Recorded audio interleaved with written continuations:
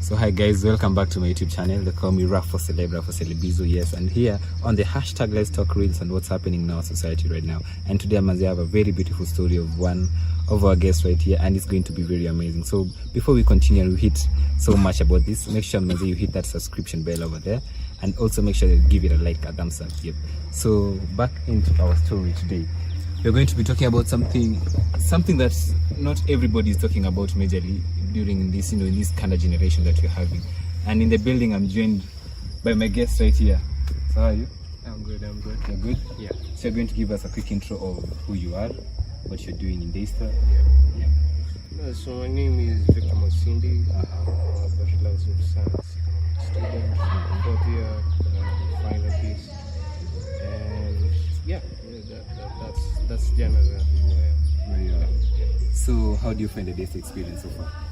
Daystar has been good. I've been here since 2017 and I really find it fun. So yeah, it's been good. It has its up and its downs, but all in all, I'm just God. So we are having this issue that we are facing right now in this current generation. Yeah. And one of the most things that we are really facing and people are not talking about is sexual immorality. Yeah. So what do you think are some of the most sexual immoral things that we are doing right now in this current generation? Fornication for one. I think that's a huge one that's out there for everyone. Secondly, I think you have the LGBTQIA plus issue, and it's really growing at a rate that we don't really even feel comfortable with it. Also the fact that we have issues with pornography, masturbation, they're like taking over more and more over time. So talking of pornography, pornography is something that as we were talking back then, not everybody accepts that they've watched pornography. You'll ask someone, have you watched pornography? And they'll be like, no. So they'll try to cover it up and all that. And I think one of the most things that we don't know is if we don't talk about it, it's hard for us to battle it. So talking about pornography addiction, what do you think is making us, as the current generation that we are facing with at the moment? One thing that people should know is that pornography rides really well in secret. It's not something that you'd really be comfortable with sharing openly and to others. So you'll just be like watching it on your own wherever you are. Maybe in your room, maybe in your private space, and even if you watch it with anyone, maybe with your intimate partner or something. But the reason why pornography seems to be a challenge for people to acknowledge it, even as a challenge, is because it seems less harmful compared to all these other issues like fornication and such, and especially in front of parents. And also, it's like society is like growing a bit into it. So do you think pornography is a form of entertainment? The problem with terming it as entertainment is that whatever entertains you ends up usually informing what goes on in your mind. You watch music, a particular kind of music, there's that which you think of regarding that type of music. In terms of dressing, you'll also be informed on that. The kind of ideas that you have presented in music, movies, series, and literature, you'll all take it up from entertainment. And so if pornography ends up being entertainment, then it shapes the way that you think about sex. Even though you may say that, I just watch it, but I do not really act out whatever I see. But eventually, whatever you watch is actually what is shaping the stuff of your thought. And one thing about media is that media is not only what we actually watch with, and it informs the stuff of our thought. So the moment that you just watch porn for a bit of an extended time, then obviously in your mind, then that becomes the stuff of your thought. So talking about pornography, what are some of the effects of watching pornography? I'll start with the really less harmful ones, like There's shame, of course, and it really starts just as shame and guilt, especially after, because pornography goes well with masturbation. So whenever you watch pornography, it's like you just grow this urge of shame after you have released whatever it is that is within you. And once you have released, then you feel that shame, and it grows over time.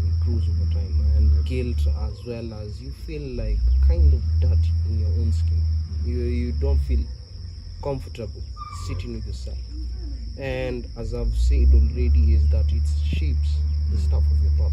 So the moment that you've just watched porn, then over time, as you grow into it, then it shapes whatever you think about whatever it is that you're watching about. For men, it will shape how you see women. For women, it will shape how you see men. And that just makes you grow into this kind of retrograded human being. And also the fact is that sorry, as you watch porn, the other thing is that it grows on you. So that you find yourself at some point that you now start imagining about someone not as a human being, but you see them as an object.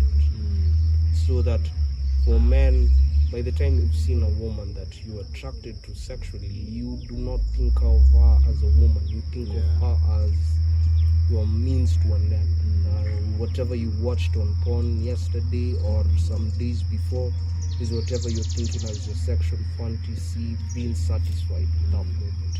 It also shapes the way that you think about sex. It shapes the way that you think about love. And soon enough, you find people going into addiction. It just grows on you until you have no way of even denying it anymore. Like you would have been able to control it, but because your tolerance level has been able to grow to a level where it's just it's like it's completely eroded. So at the end of the day, you just grow into it more and more until you've just gotten worse and worse in it. Talking of that, it's something that happened back in Britain. What do you think was the cause of it? So the thing that happened in Britain was actually pretty bad. So I was just passing through news articles, and then I came again about this news article about from the news column about some 20 women who were murdered by guys who were watching porn. And it was just not watching porn, and 20 is a big number. 20 is a big number. Yeah. And it's not something that has happened just in 1 year or 2 years. It's happened over very many years. And you find that the kind of categories that these guys were watching, because one thing that we have to admit is that we're presented with soft porn each and every time, whether it's on the TV, whether it's on music, movies, series, and all that. And it kind of informs how we see the world. But hardcore porn now makes you become, you're actually worse than an animal. Like, you have no control. And for one guy, I was reading that he had watched hardcore porn for 10 years, and by then it's like shaped the stuff of his thoughts so bad. For one guy I knew that I read was that he was involved in watching bestiality, child pornography, as well as other unmentionable acts of porn that really aren't supposed to be watched by humans. And so the question is, what then happened is that these guys had gotten just from watching it subtly to being proper addicts, like full-time addicts. Like whatever they were watching was informing the stuff of their thought. And also another effect of porn is that however minimum amount of porn that you watch, the gray matter in the brain, especially the one that is over the cognition area, decreases. And once it decreases, then the cognition skills of a human being are not that really good. And to hear of a guy who has watched porn for over 10 years, and to hear of another who has watched bestiality, child pornography, and such. And actually, the guy who was watching child pornography and bestiality, as well as other unmentionable acts of pornography, was able to murder 2 women within a span of 8 years, all because he was to that level where it's like you're not even thinking anymore. It's like you're being controlled.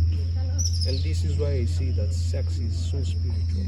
And in 1 Corinthians chapter 6, verse 19, it actually speaks to the issue that, don't you know that if you join yourself with a prostitute, you are one with that prostitute? That was Paul's question unto us. And once you know that sex is so spiritual, then how is it that these things have such an effect on our mind? Like they make you even become more than an animal. You are worse than an animal in the first place. So, talking about pornography, why is it that it's only a struggle for our generation? And looking at the previous generation, the time of our fathers, this was no struggle for them.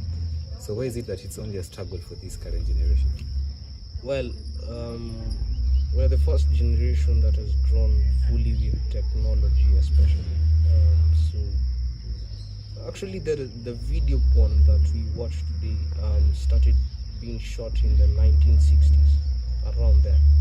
And once it began being shot, it was normally on the CD, on the CDs, and also there were some magazines, the likes of Playboy, and so the most famous ones of that times. Then came the internet, which was the big game changer, because the internet is like a full house. The internet can give you news, the internet can give you time, the internet can give you anything that you need. And so once the internet came in, then porn was able to grow. And right at the touch of a button, on my phone, on your phone, on any phone, then you can be able just to get pornography. And so you find that for us, it's been a struggle that we have been facing with softcore porn. So when hardcore porn is presented unto us, it becomes that with softcore porn we are already quite pushed to the wall, and then hardcore porn just pushes us over the edge. So because you have taken research on this, is pornography addiction only to the male gender? Unfortunately, no.